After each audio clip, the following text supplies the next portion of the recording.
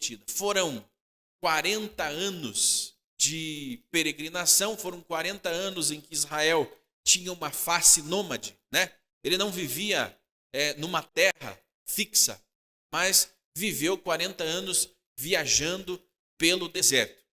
Nós entendemos as consequências de Israel ter passado pelo deserto, entendemos as consequências que levaram Israel a estar 40 anos no deserto, e esses 40 anos se passaram, né? Aqui estava no 40º ano, no 10º mês, né?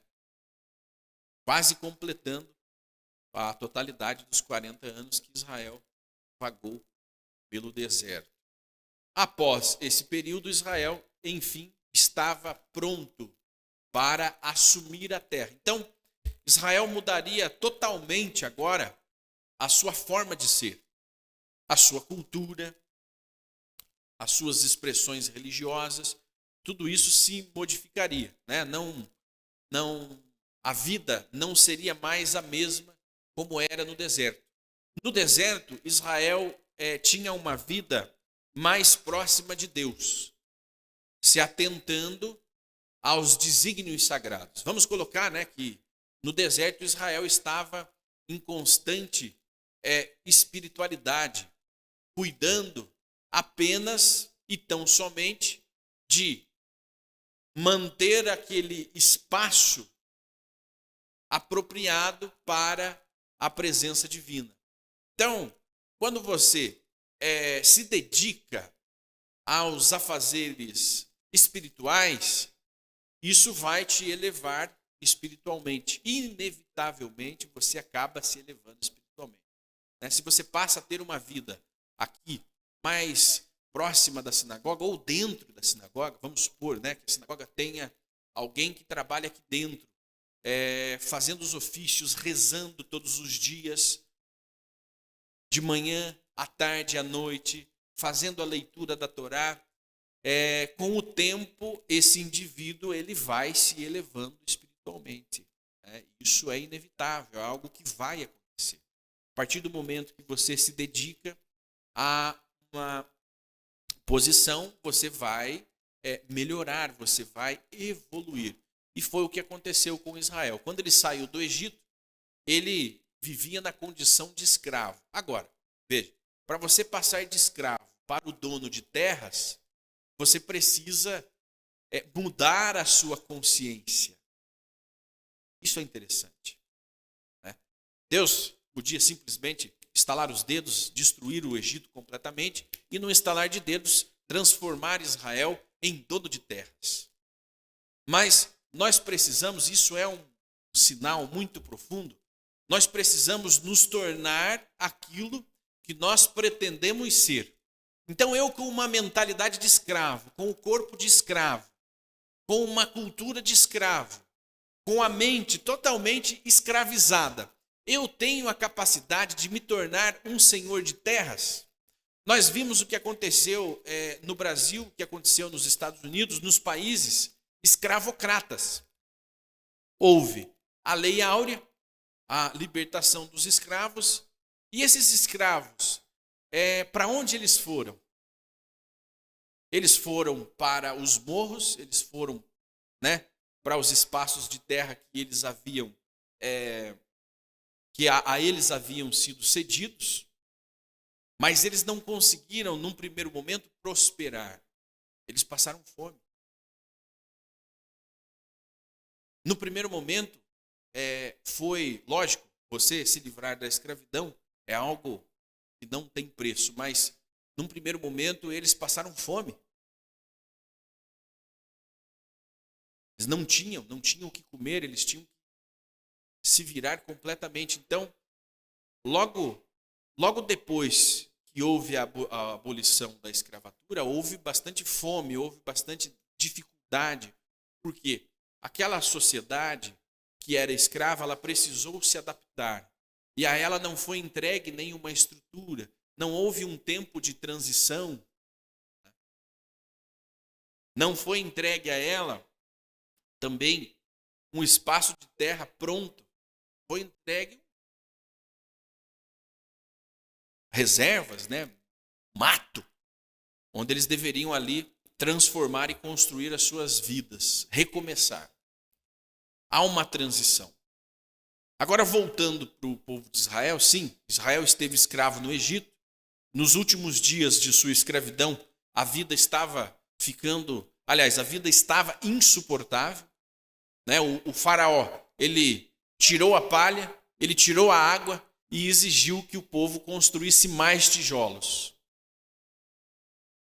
Ou seja, Israel precisaria fazer um milagre, né? Então a vida estava muito difícil, o faraó era truculento, o faraó se sentia ameaçado pela presença israelita, que era muito grande dentro do Egito, e ele temia que a qualquer momento houvesse um levante. Mas o povo com a mente escrava não seria capaz, né? Não seria capaz de fazer um levante sem a libertação divina, sem os 10 milagres, né, que nós já conhecemos como as 10 pragas do Egito. Sem aquela manifestação poderosa de milagre, de poder, Israel não teria conseguido se libertar do seu opressor. Então aqui, neste momento, encerra-se um ciclo, encerra-se uma jornada para dar lugar a outra. Bom, eu quero destacar com vocês aqui algo que me chama a atenção, que é o seguinte. Essa jornada de Israel, ela era para durar alguns meses. Apenas alguns meses. E durou. Alguns meses depois, Israel chegou em face à terra prometida, em Cádiz Barneia. Rapidamente marcharam, venceram os inimigos, saíram do Egito, atravessaram o mar, passaram por um ou dois lugares diferentes e chegaram à porta da terra prometida. Foi rápida, a jornada foi rápida. Aí, está na leitura de hoje, que eu quero ler com vocês, para nós entendermos o ponto que eu quero abordar hoje.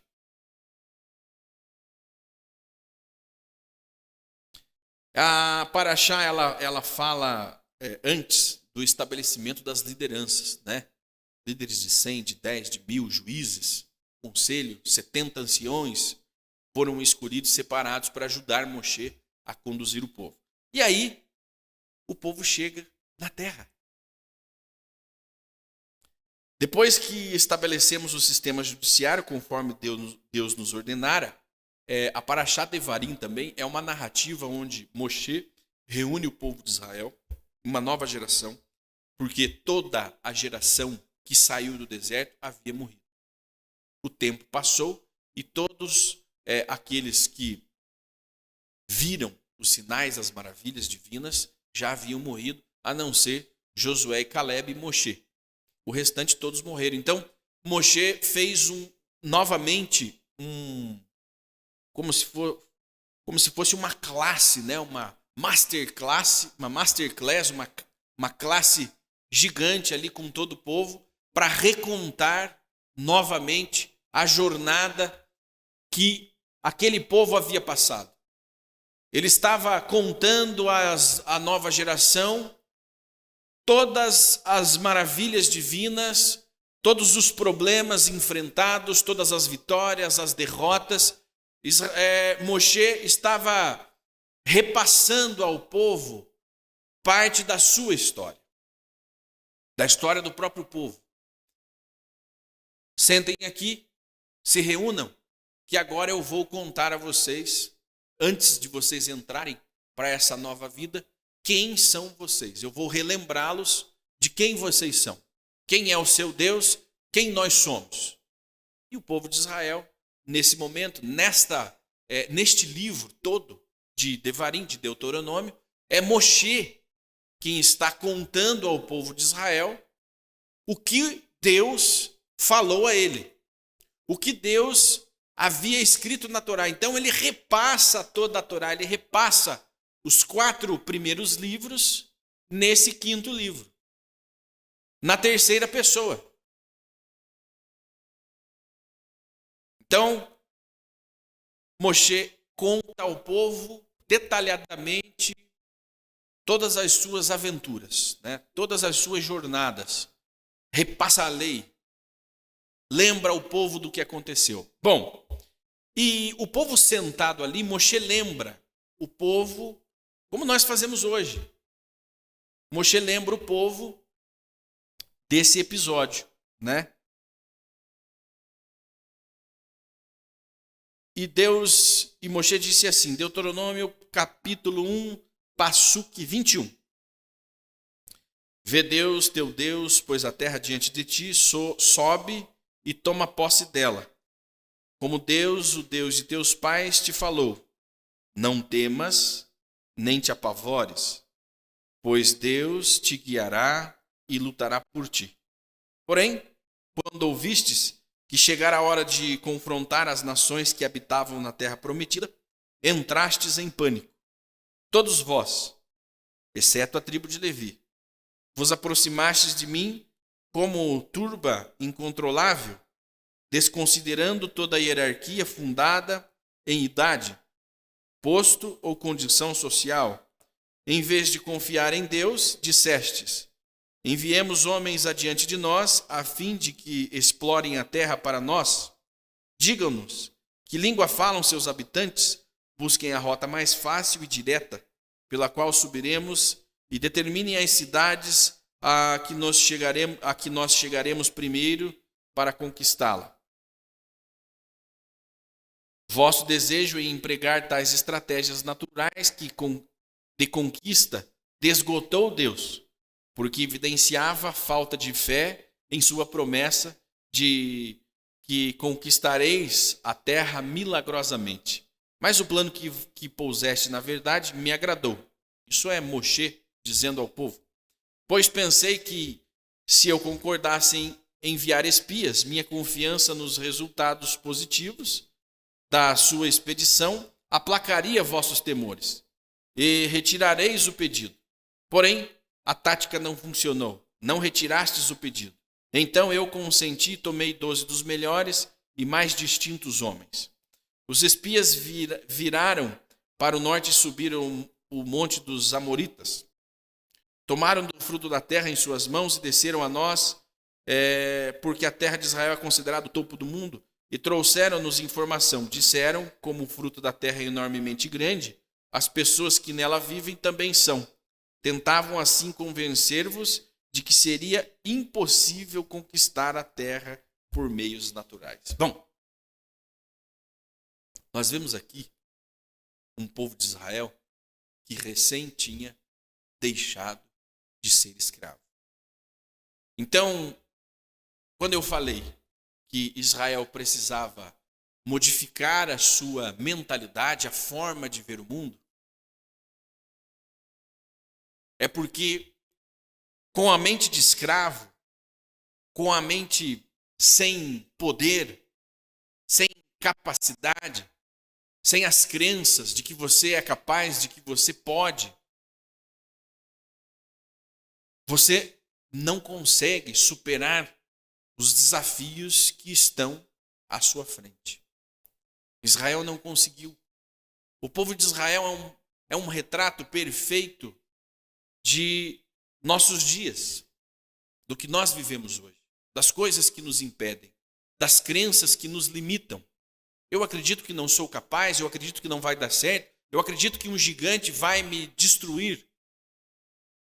E isso me impede de entrar na terra prometida. Isso me coloca num deserto. Muitas vezes você está próximo de conquistar os seus objetivos, os seus sonhos, de fazer algo melhor para você, para a sua família, mas não deu certo uma vez, não deu certo outra, surgiu ali um gigante e eu desisti.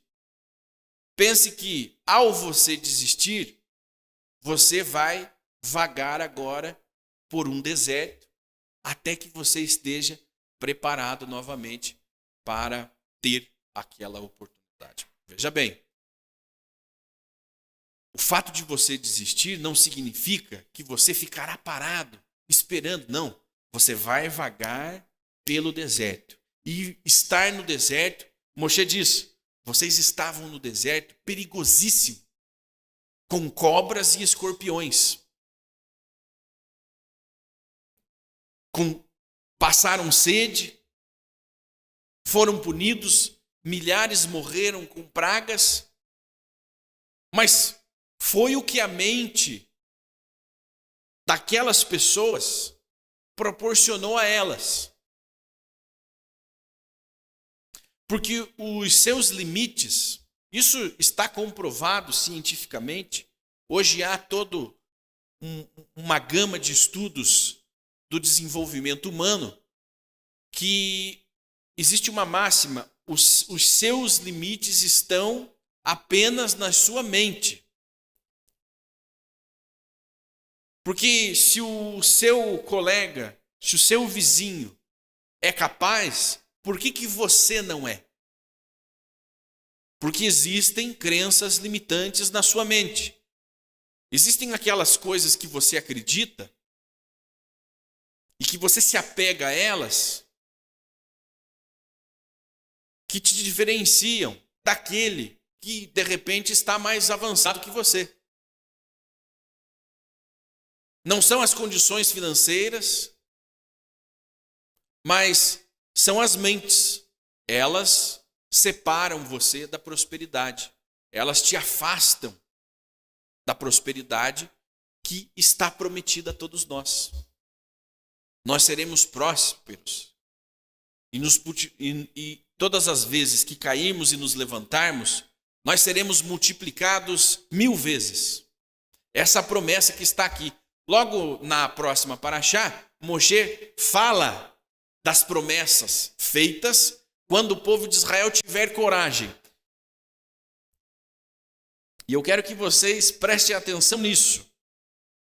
Não temas e não te apavores.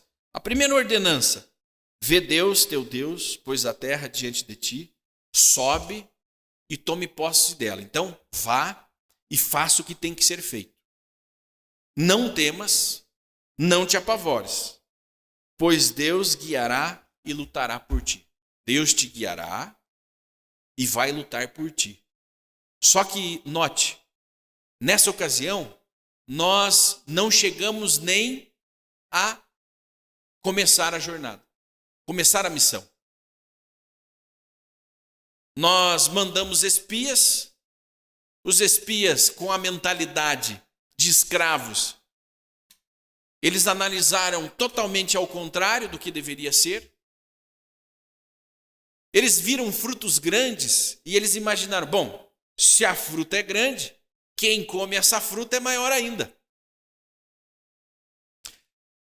Num lugar de possibilidades, poxa, mas veja bem, essa terra, ela é frutífera, essa terra ela é fértil.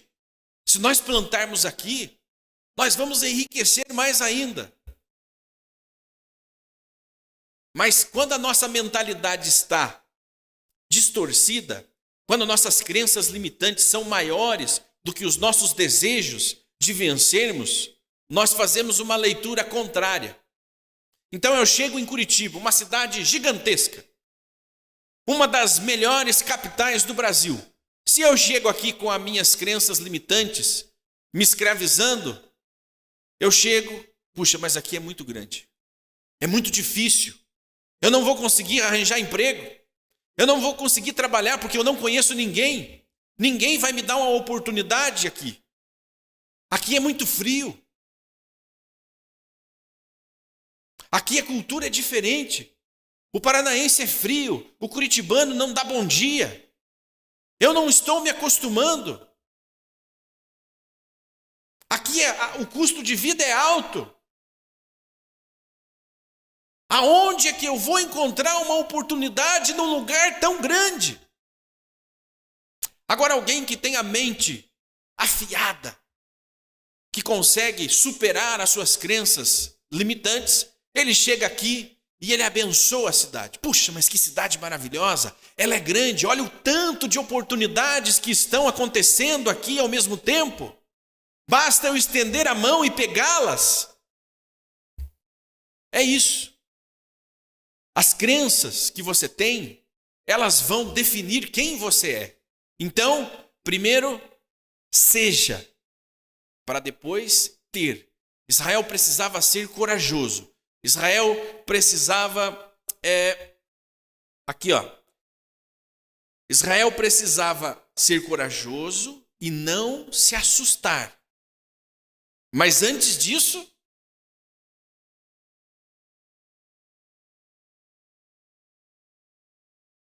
sobe e tome posse. Vá. Primeiro vá. Comece a se mexer. Comece a caminhar. Caminhe, se movimente. Fale com as pessoas. Fale com as pessoas. Busque. Busque conselho, busque ajuda. Não temas e não te apavores. Seja corajoso. Depois, agora, quando o povo de Israel vai entrar na terra de fato, uma nova geração, 40 anos se passaram, Deus fala a mesma coisa para Josué. Vá, seja corajoso, porque eu lutarei por você. O tempo todo, nós ficamos imaginando o seguinte: qual é o segredo das pessoas que são prósperas? Qual é o segredo das pessoas que vencem e conseguem conquistar aquilo que elas mais desejam? Não existe um segredo. Não existe um segredo guardado a 7 chaves. Existe sim um segredo que está na sua mente, mas que você pode acessar. E quem tem a chave da sua mente é você. O segredo é: vá, faça o que tem que ser feito, porque se você tiver coragem, veja, coragem, ação, coragem. São 2 drives. Você pode ver na internet aí o Pablo Marçal falando em drives, né? Pegou o drive? O que é o drive? É você condicionar a sua mente a uma nova realidade, instalando novas crenças. As crenças são os drives. Coragem e ação. Primeiro haja com coragem. Não se apavore, porque não vai ser fácil. Mas se você agir e tiver coragem, eu farei o que tem que ser feito, junto com você, milagrosamente. Então nós olhamos alguém que está ali, oculto por muitos anos, e do nada, ele fica rico. Ninguém fica rico do nada, a não ser quem ganha na Mega Sena. Mas você viu aquela pessoa há 10 anos atrás, você viu ela estava igual a você, passou 10 anos, ela está muito melhor do que você, não foi do nada. Foram 10 anos acreditando que era possível, até que foi entregue a ela a terra prometida. Todos nós temos uma terra prometida, todos nós temos um Canaã para desbravarmos, para lutarmos. Porque veja, Israel entrando na terra, ele não teria sua vida resolvida, ele precisaria lutar, guerrear, limpar a terra, arar a terra, plantar e aí colher e cuidar daquela terra eternamente, até os dias de hoje, enfrentando os seus inimigos na guerra. A missão para ali? Não.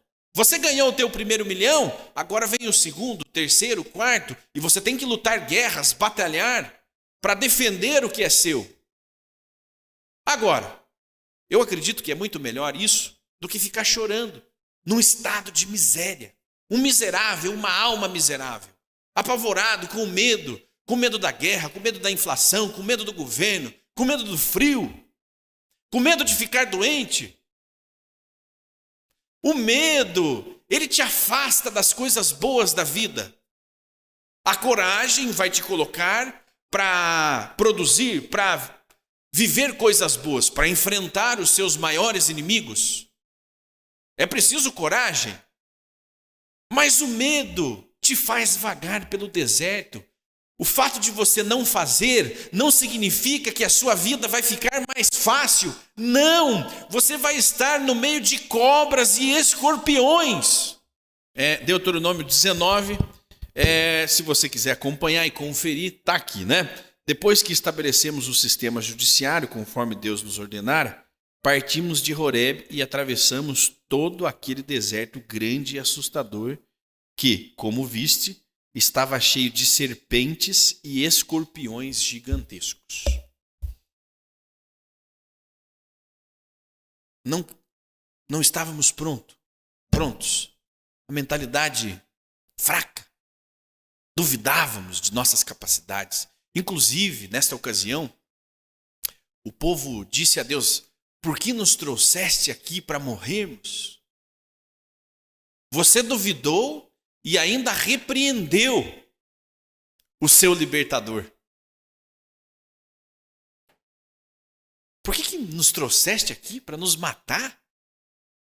Nos entregastes agora na mão de gigantes? Por que eu vim parar aqui nesse lugar? Por que eu tomei aquela decisão? Que arrependimento!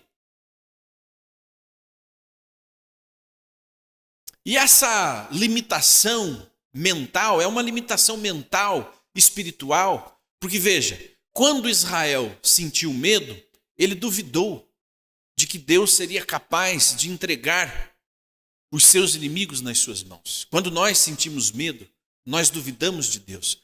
Se você não acredita em você mesmo e nas suas capacidades, você não acredita em Deus. Você não acredita que você é a extensão divina.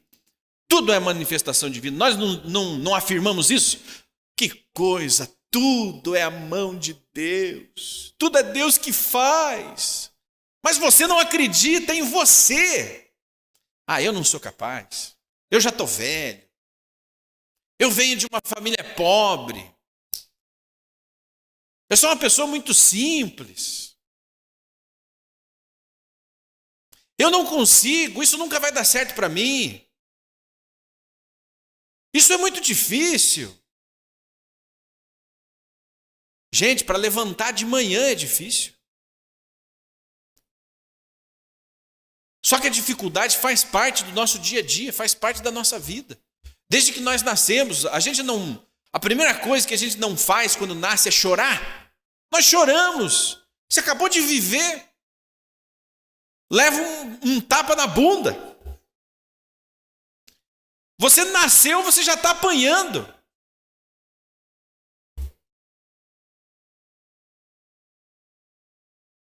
Acabou o mundo. Se você chorar é porque você está vivo. Olha a perspectiva. Você tem que berrar. Você tem que mostrar a sua força. Mostre, reaja. Reaja. Porque, ao contrário disso, você vai estar no meio de cobras e escorpiões. Então não imagine que o fato de não ter coragem, de não fazer nada, vai te colocar numa zona de conforto. Não. Você vai estar cercado de cobra. Então Israel sai com mão poderosa, né? Aconteceu tudo aquilo. Hoje nós vemos nos filmes, né? Os filmes eles proporcionam uma dimensão de tudo o que aconteceu.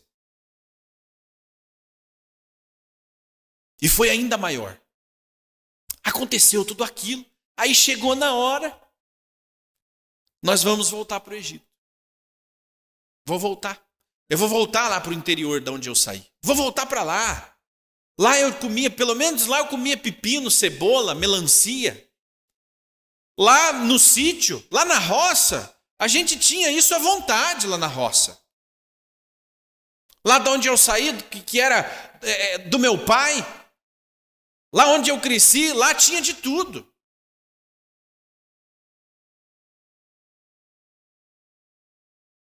Por um momento, nós esquecemos que nós éramos escravos. Por um momento, parece que nós nunca fomos escravos, porque nós repreendemos o nosso Criador por ter nos colocado aonde nós estávamos. Quantas vezes você repreende o seu Criador? Meu Deus, misericórdia. O que eu fiz de errado? Que eu vim parar aqui? Olha que dificuldade essa cidade.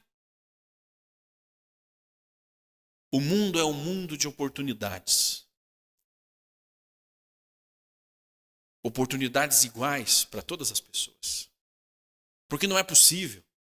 Não é possível o seu amigo, seu vizinho, seu irmão, seja lá quem for, ter conseguido e você não.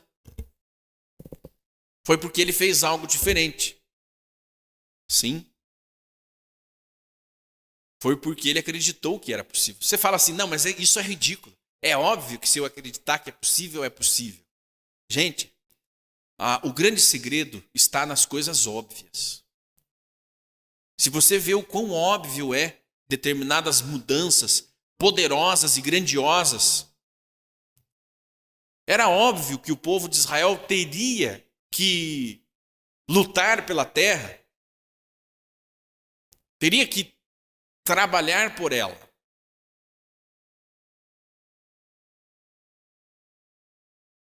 Poxa, mas se eu soubesse disso antes, eu teria feito. Mas você não pensava, a sua mente ainda não estava moldada. E quem é que muda a mente? O ambiente. O ambiente e a consciência. Se você está num ambiente onde só falam que não é possível, não será possível. Veja, o ambiente, quando todo o povo de Israel condicionou que não era possível, não foi possível. O ambiente. Apenas 2 viram positivamente que era possível conquistar: Josué e Caleb. Então Moshe repassa isso com o povo de Israel, porque eles não tinham acabado de chegar ali. Eles estão vindo de uma jornada de 40 anos, que os seus antepassados fizeram uma escolha errada. Agora, essa nova geração, ela não tinha passado por aquilo. Ela tinha ouvido falar, mas ela não tinha vivido. Era uma nova geração que precisava novamente ser conscientizada. Era uma geração de mais fé. Viviam mais. Essa nova geração já vivia mais por acreditar. Eles já não viam mais os milagres físicos acontecendo. Aqui Israel estava vivendo os últimos dias, daqueles dias gloriosos, onde eles vinham a presença divina se manifestando de forma física. Agora eles tinham que acreditar. Como diz, não precisavam ver para crer.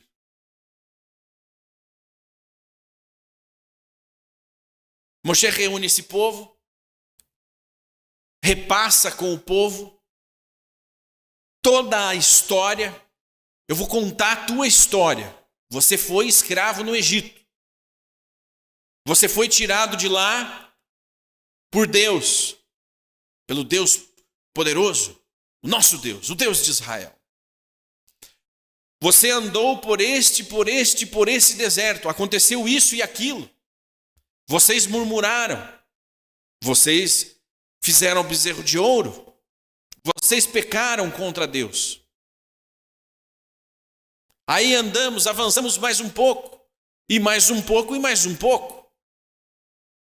Chegamos, era hora de entrarmos na terra e não entramos. Vagamos pelo deserto 40 anos. Deus nos entregou a Torá, todas as leis, 613 mandamentos, o código de ética, o código da vida, o que nos manterá vivos. Então, essa paraxá, ela começa falando e nos lembrando de como os líderes foram separados e como isso era importante para o povo, e logo após o episódio que o povo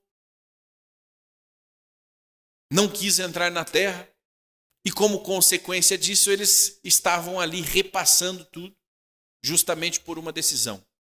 Depois, a narrativa dessa paraxá é a relação de Israel com os demais povos, e isso não acabaria.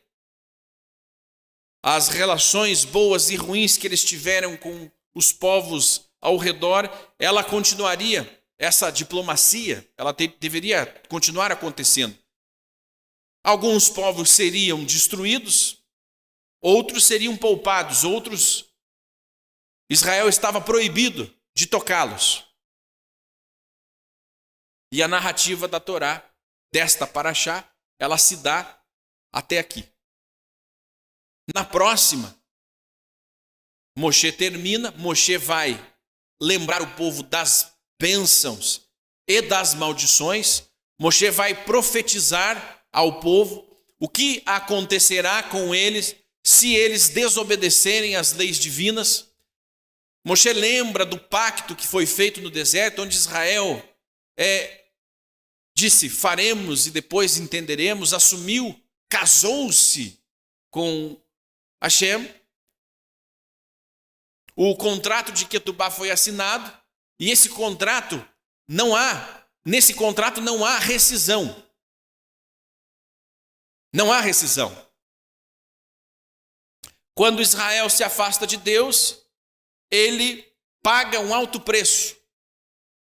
Ele é espalhado pelas nações, ele é motivo de chacota, ele é perseguido, ele passa fome, ele passa frio, ele é obrigado a adorar Deus de pau e Deus de pedra. Tudo isso acontece quando Israel se afasta. Mas quando Israel se aproxima novamente, ele é abençoado e as bênçãos são de multiplicação. 1000 vezes, vocês serão 1000 vezes maiores. Mas essa ligação que Moshe faz justamente com essa nova geração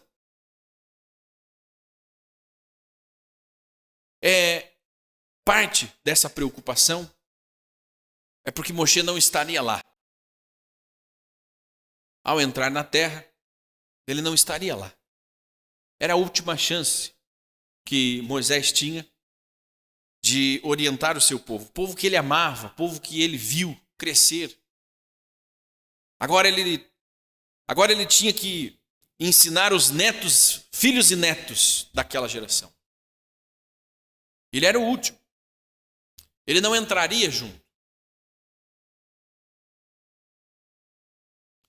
Mas ele dependia dessa geração para levar o seu legado à frente. E ele contava. Porém, na sua própria fala, ele revelou saber que eles, num futuro, cairiam. É intrínseco ao homem, ao se afastar da presença divina, cair. É a nossa natureza. Nós precisamos de uma ligação constante com o sagrado. Fomos feitos à imagem e semelhança de Deus.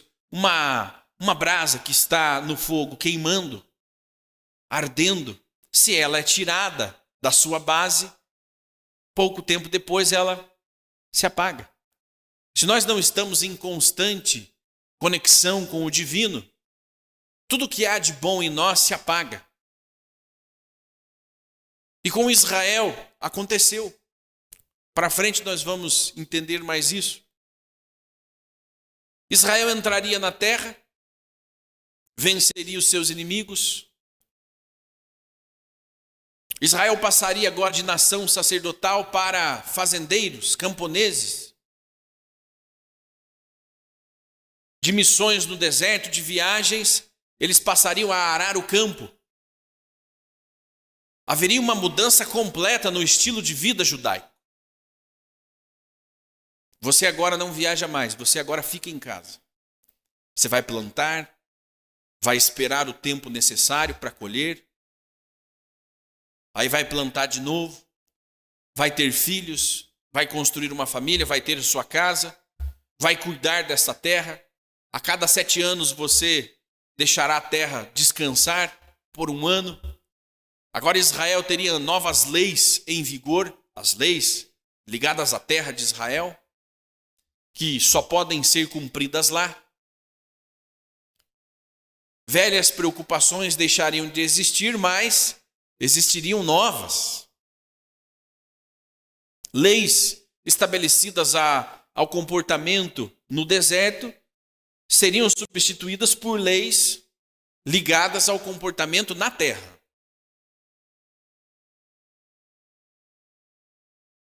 Já não existiria mais uma coluna de fogo. Já não existiria mais uma nuvem. Porque agora você tem uma casa. O maná não cairia mais do céu. Agora ele brota da terra. Mas para isso não basta ter fé. Não bastava acreditar. A sua fé ela teria que ser maior ainda. Por quê? Porque você teria que plantar e acreditar que ia nascer. E nascia. Os frutos chegam. Se você planta, o fruto chega.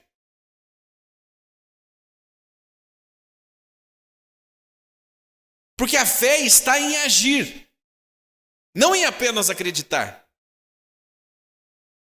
Se você apenas acreditar que o fruto, se plantado, nasce, só que se você não plantar, ele não vai nascer. Então a verdadeira fé está em agir. Agir conforme as determinações divinas. Esta é a verdadeira fé. E esta era a nação que Moshe estava orientando agora. Uma nação de ação. E que agia porque acreditava. Veja, antes Deus agia para que eles acreditassem. Estamos com sede. Então que saia a água desta pedra. Estamos com fome. Então que caia pão do céu. Precisamos atravessar o mar. Então que o mar se abra. Deus fazia, o povo via e acreditava. Deus fazia, o povo via e acreditava. Agora não. Agora a realidade mudou. O povo tinha que fazer porque ele acreditava. Primeiro fazia. E ele fazendo, ele provava a sua fé. E foi isso que faltou. Porque sempre deveria ter sido assim. Vá, tome a terra que eu te dei. Vá, haja. Tome a terra que eu te dei. Tome para você. Não tenha medo. Não seja um covarde. Não murmure, que eu estarei com você. Mas quando você apresenta medo, você duvida que eu estou com você. Quando você murmura, você reclama do que eu estou tentando fazer por você. Portanto, você não é mais merecedor. O murmurador não merece. O murmurador afasta Deus da sua presença. Então, quando você nega a sua capacidade, você nega a presença divina na sua vida. Eu não sou capaz, eu não posso, eu não consigo. A nova geração, ela era a geração capaz. A geração que conseguia. A geração que pelejaria, que derrubaria agora as muralhas de Jericó, que marcharia, que atravessaria o Jordão e tomaria posse. E assim o fez.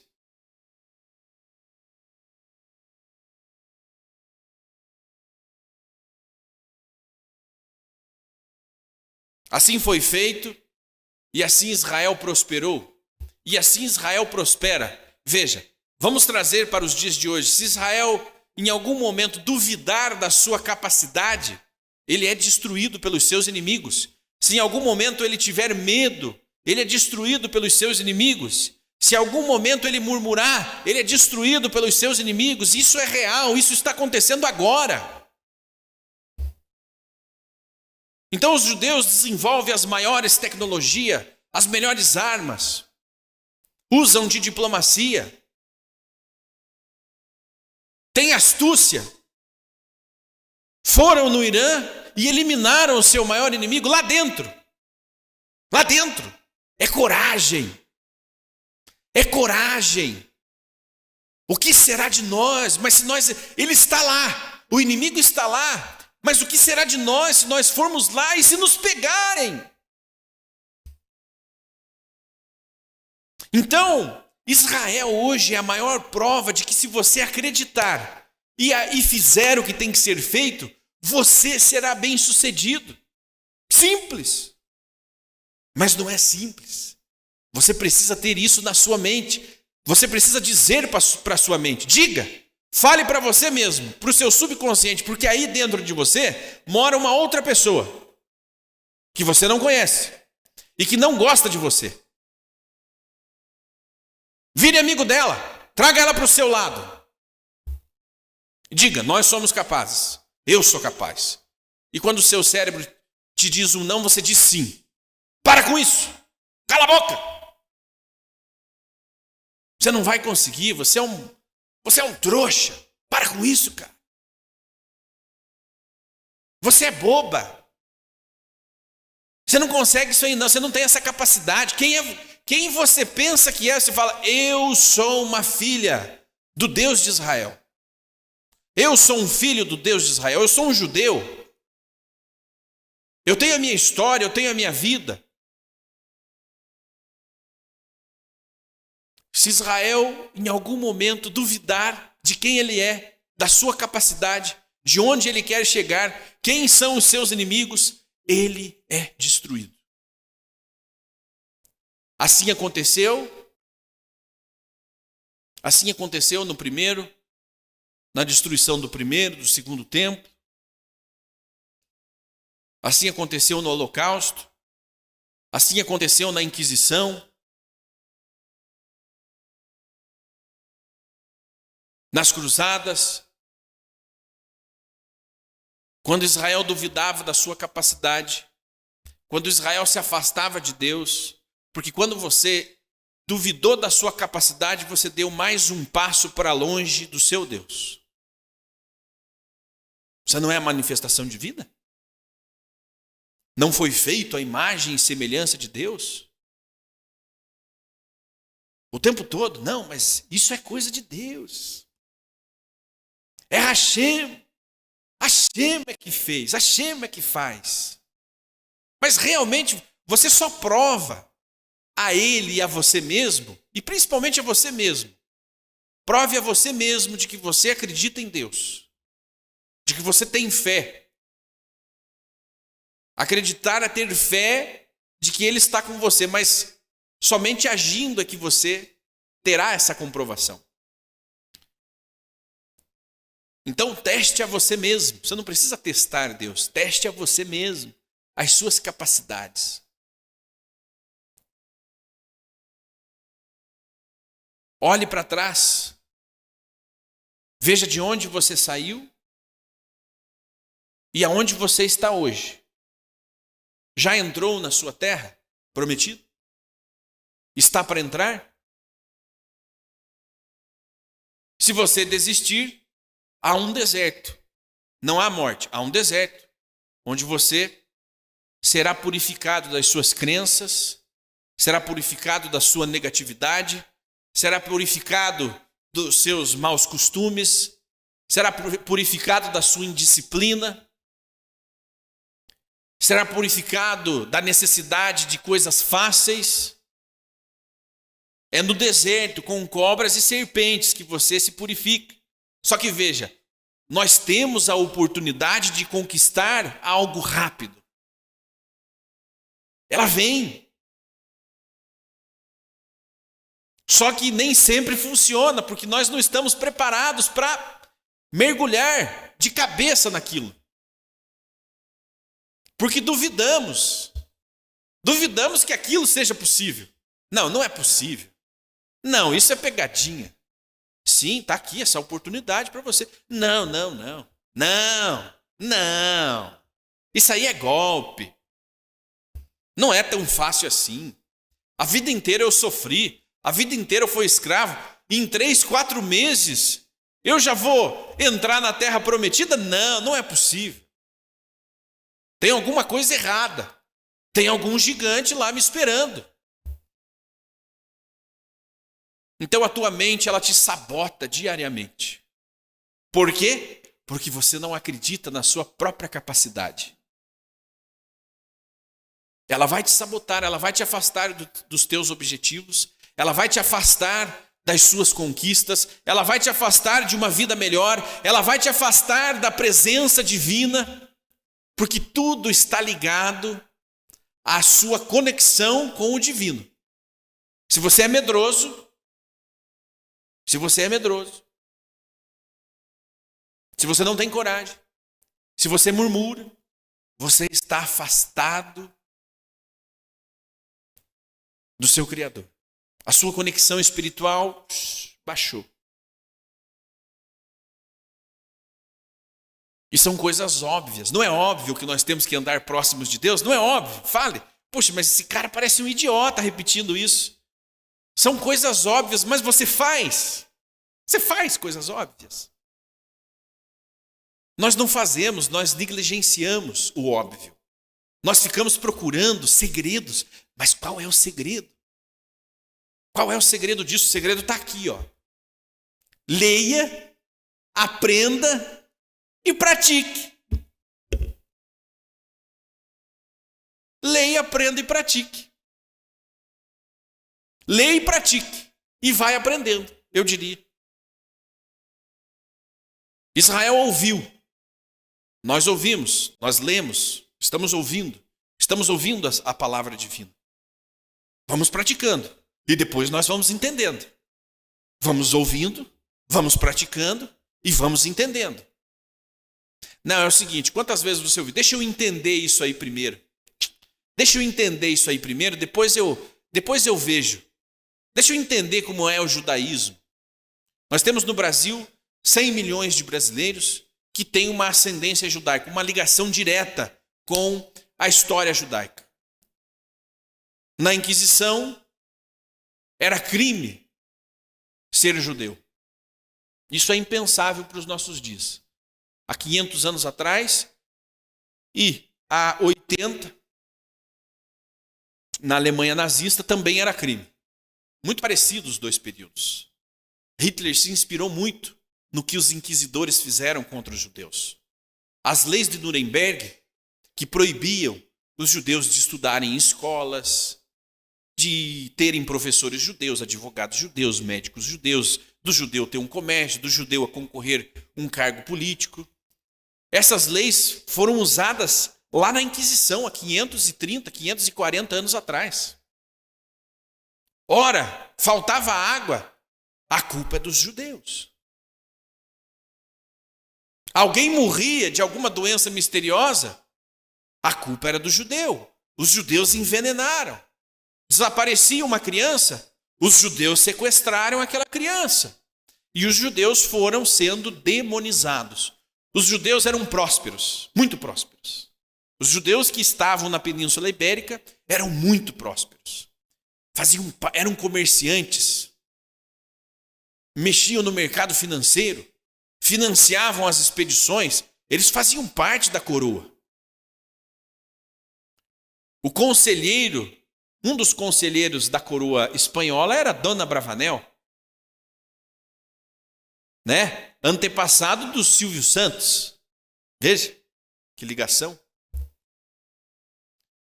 Quando os judeus estavam sendo expulsos da Espanha, a coroa falou: não, mas você fique você, Dona Bravanel, você é bom.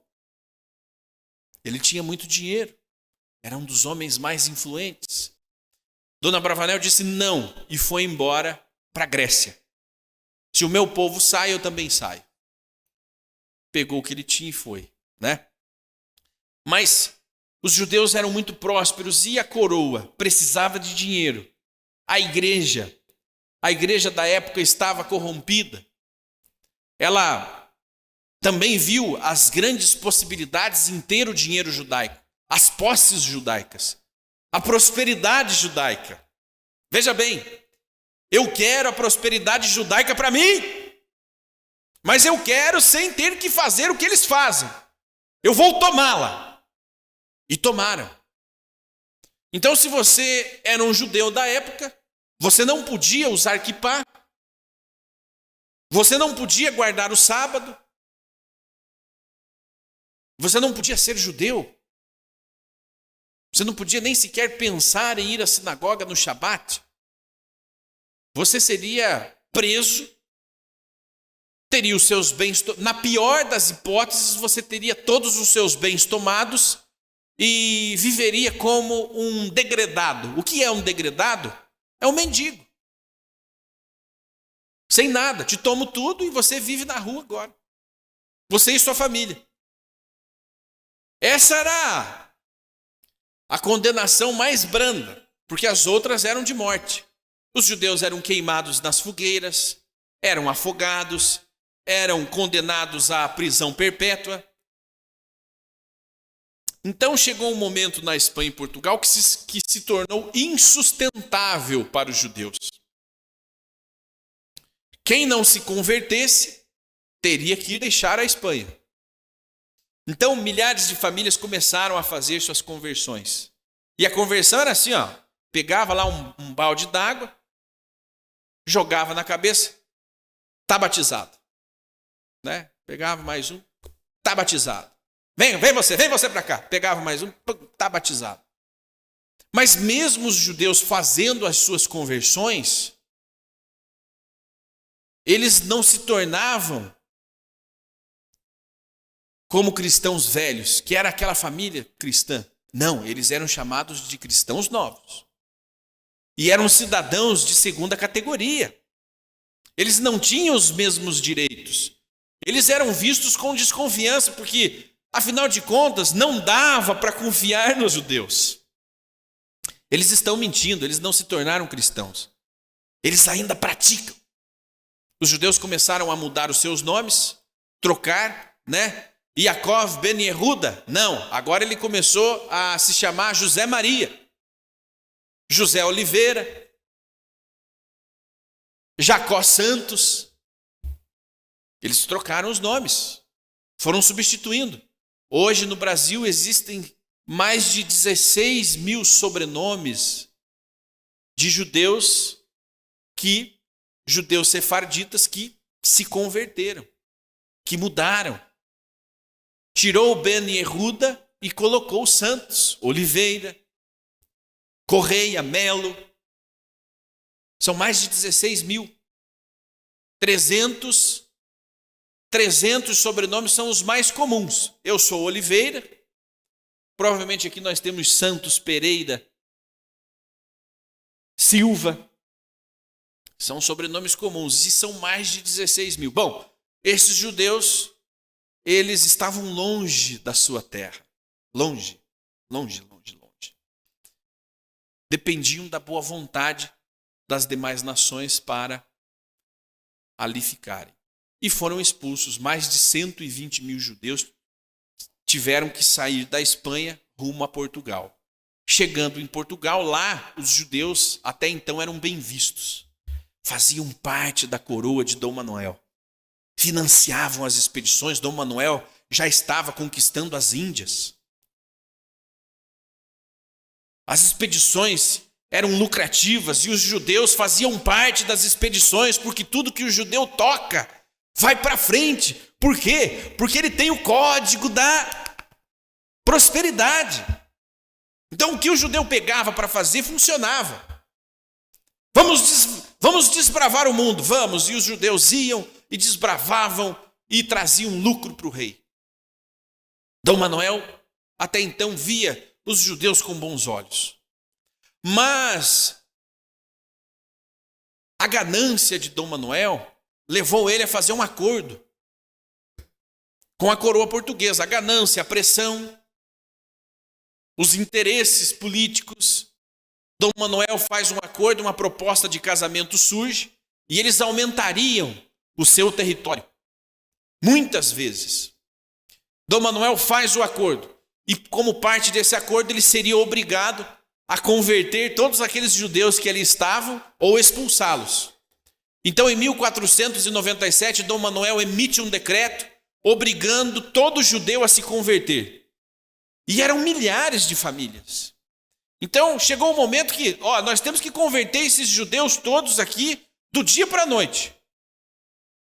Então, eles pegavam baldes d'água e jogavam na judeusada que estava na rua. Estão convertidos, está batizado, está batizado, está batizado. Mas ali também a paz dos judeus não durou muito, porque o foco eram os bens destes judeus. Eram o que eles tinham. Era a prosperidade judaica. Esse era o foco. Não a pessoa, não a alma, mas o que eles tinham. Então, logo ali a Inquisição a Inquisição ela agia como uma polícia que vigiava ferrenhamente. Então, qualquer suspeita de judaísmo, aquela família era pega. Era pega, era julgada, era condenada, perdia tudo. E muitos desses judeus, então, começaram a ir embora de Portugal, a partir de 497, indo para o Marrocos, indo para a Itália, indo para a Holanda, né, para Amsterdã. Muitos foram para a Inglaterra, para a Grécia. Muitos voltaram para Israel, outros foram para o império ali, o território do Império Otomano. Subiram para onde era a Ucrânia, Polônia. E os judeus circularam ali pela Europa. Circularam. Mas muitos vieram parar aqui no Brasil. Vieram aqui, com uma visão, estamos indo para um novo mundo. Lá nós teremos paz, né? Poderemos prosperar. Vieram aqui, mas atrás vieram os inquisidores. A igreja mandava a cada período de tempo os inquisidores, né? Que eram agentes da Inquisição, justamente para ver. E a população cristã, ela era orientada a vigiar os cristãos novos. O judeu ele tinha que esconder a sua religião, ele tinha que encriptar os seus costumes. Ele não tinha liberdade de fazer o Shema Israel. Ele não tinha liberdade de guardar o Shabat, ele era obrigado a trabalhar. Ele era obrigado a comer carne de porco. Para provar que ele tinha mesmo se convertido. E a discriminação não parou aí. Veja, mesmo cristão novo, ele não podia se casar com uma filha de um cristão velho. Não, esse aí, os antepassados dele foram judeus, então eles não são de confiança, não. Não dá para confiar, não. Tinha que provar a pureza de sangue, não? E isso levou os judeus a se organizarem em redutos. Então eles se casavam entre primos, entre familiares, entre parentes e foram vivendo. A própria discriminação da igreja permitiu que os judeus continuassem sendo judeus, encriptados. Com o passar do tempo, obviamente, a própria família já havia esquecido. Sabia que tinha origem, mas não conhecia os costumes, as tradições, não sabia mais falar hebraico. Mantinham algumas, trocaram o Shema por certas rezas, adaptaram e foram vivendo. 500 anos se passaram. 500 anos se passaram. Hoje há um despertar, a partir dos anos 70, 1970, 68, 69, 70, a Torre do Tombo, que é um museu que existe em Portugal, que tinha toda essa documentação da Inquisição. Os inquisidores eles eram extremamente minuciosos. Eles anotavam tudo, exatamente tudo, cada detalhe. E esse museu revela esses documentos. Pesquisadores brasileiros, judeus, vão e começam a desbravar esses documentos e descobrem toda essa história. As tradições, a cultura, o nome das famílias que eram julgadas, condenadas, que foram penalizados, que receberam pena de morte, tudo isso é revelado. Tudo isso está disponível lá na Torre do Tombo. Se você quiser pesquisar, você entra online, Torre do Tombo, e pesquisa o nome da sua família. Muitos já encontraram processos da Inquisição de familiares. Então, estima-se que o Brasil tenha 100 milhões de brasileiros, né? 100 milhões de judeus, 100 milhões de brasileiros com ascendência judaica. É muita gente. Mas por que eu falo isso? Porque a promessa de Israel é que cada vez que ele se levantasse, ele seria multiplicado 1000 vezes. Isso ainda está em processo, isso ainda está acontecendo. Mas a cada vez que Israel cai e se levanta, ele se levanta mais poderoso. Sempre há essa possibilidade de se tornar ainda melhor. Você vai passar pelo deserto, vai viver a vida no deserto, com serpentes, com escorpiões. Mas quando você sair do deserto, você terá uma terra poderosa, uma terra que mana leite e mel, para te receber, para te acolher, mas você terá que defendê-la a todo custo, a todo momento, porque os inimigos querem essa terra. Os inimigos querem a sua prosperidade. Os inimigos têm ciúmes da relação que você tem comigo. Portanto, seja corajoso que eu sou contigo. Mas somente se você for corajoso. Somente se você for agir, ação e ter coragem. Você tem coragem porque você acredita. Porque se você não acredita, você não tem coragem. Então diga a você mesmo, brigue com você mesmo. Repreenda o seu instinto negativo. Repreenda a sua má inclinação. A inclinação que te coloca para baixo, que diz que você não é capaz, que você não é judeu, coisa nenhuma. Você está agora se fantasiando de judeu. Nós ouvimos isso todos os dias, quando estamos ali ao vivo, falando de Israel, defendendo Israel. Nem judeu vocês são, estão aí, falando de Israel. Vocês não conseguem provar a ascendência. A Inquisição nunca existiu. Todos os dias, alguém vem e te fala, você não é judeu. Todo dia. Porque ele tem ciúme. Ele tem ciúme de você. Porque ele não tem coragem. Agora ele já considera que é tarde demais, então ele vai continuar lá apoiando a Palestina, apoiando o Hamas, apoiando o Irã. Ele vai continuar porque a crença limitante dele não deixa ele perceber que ele pode vir para o lado de cá. Você pode. Você tem uma história. Qual que é o seu sobrenome?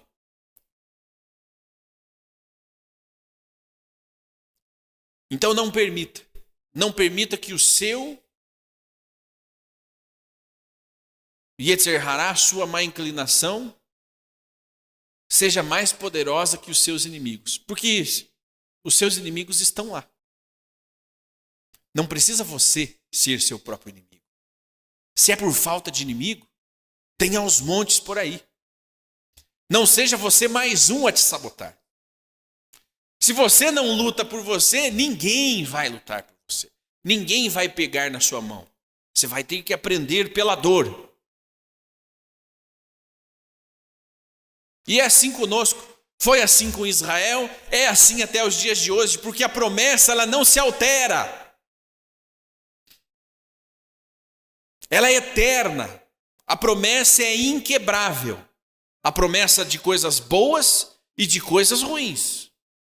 As bênçãos e as maldições são eternas, inquebráveis. Se você se voltar ao seu Deus, você será abençoado. Está condicionado. Se você se esquecer do seu Deus, você será amaldiçoado. Porque você conhece, você se ligou.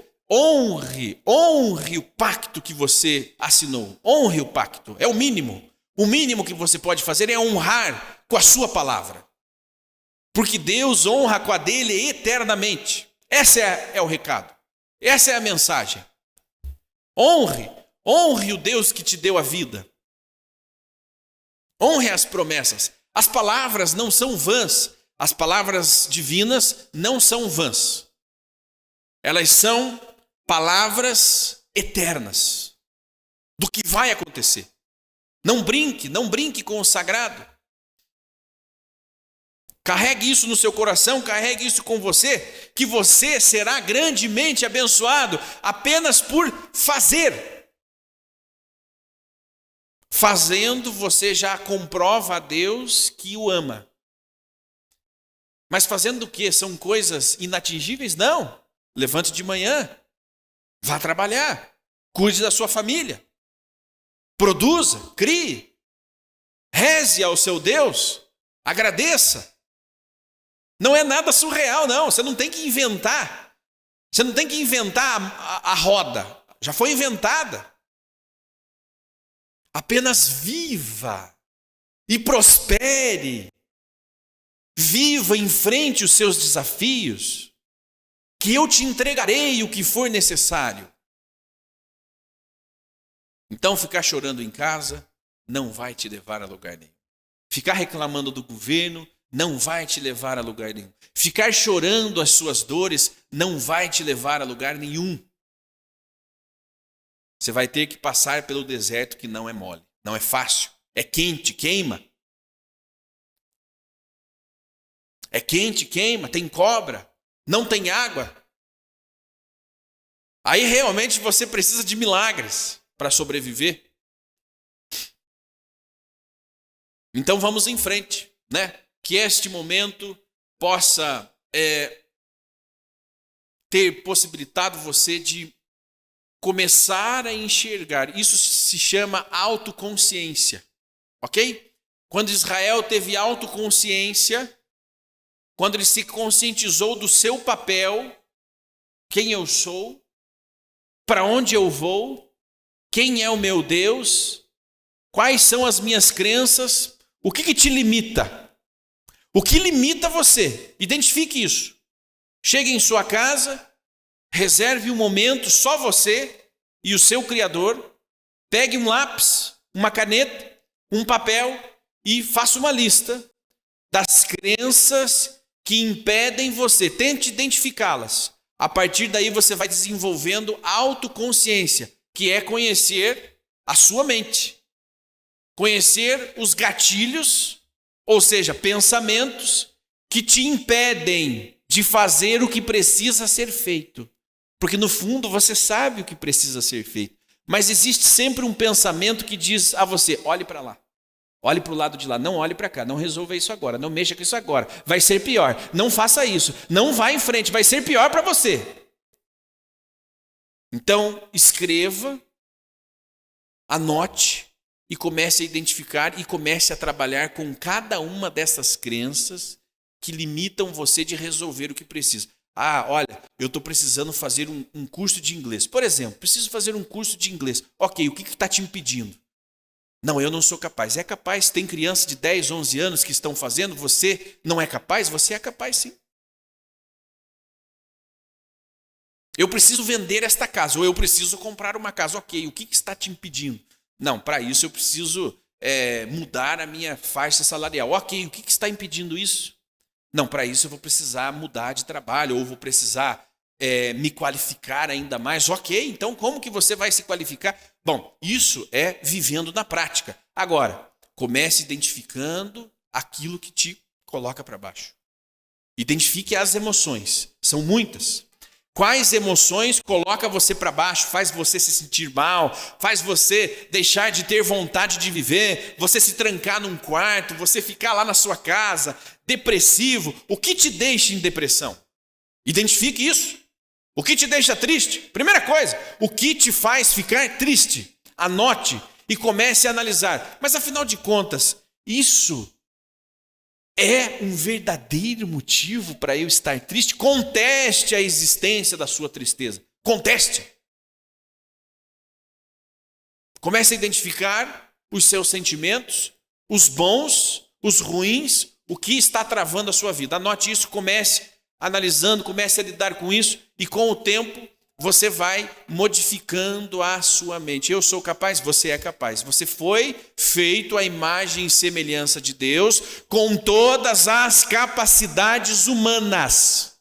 Com todas. Todas. Mas a sua mente limita você. Se você está limitado a avançar, o problema não está com as pessoas. O problema não está no mundo. O problema está com você, porque é a sua mente que te limita. Então, quando Israel mudou a sua mente, mudou a sua perspectiva, ele entrou na terra, avançou, venceu os inimigos e se estabeleceu na sua terra. E lá está. E hoje não é diferente. Hoje Israel precisa ter muita coragem, muita fé, muito bom ânimo. Tenha bom ânimo. A primeira coisa que Deus fala a Josué, tenha bom ânimo. Se você tiver bom ânimo, eu estarei contigo. Mas vem primeiro o bom ânimo, coragem, fé. E eu estarei com você. Mas se você não tiver nada disso, você estará sozinho. Porque sempre partirá a primeira iniciativa de você, de nós, do indivíduo. Primeiro parte de você, a iniciativa de querer estar perto de Deus. Aonde estava Deus no holocausto? Ele sempre esteve no mesmo lugar. Aonde estava Deus no holocausto? Ele estava no mesmo lugar. Dentro de você. Você não é manifestação divina? Aonde está Deus nos meus piores momentos? Ele está dentro de você. Acontece que você se desconectou.